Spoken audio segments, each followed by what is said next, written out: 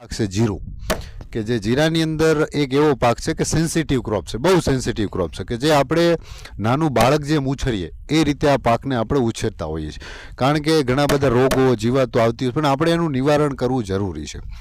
તો એમાં આ વખતે ખેડૂતો ઘણા બધા પરેશાન થયા છે લીલા સુકારા માટે, કે જે લીલો ચરમો આપણે કહીએ છીએ, કે જે 30થી 40-45 દિવસના ગાળામાં આ રોગ આપણને જોવા મળ્યો અને ઘણા બધા ખેતરો ઊભા ખાલી લીલા છોડ ખાલી થઈ ગયા હતા. તો એમાં કોરોમંડલનું એક એટલું બેસ્ટ કંપની આપ્યું છે, જે પ્રોડક્ટ છે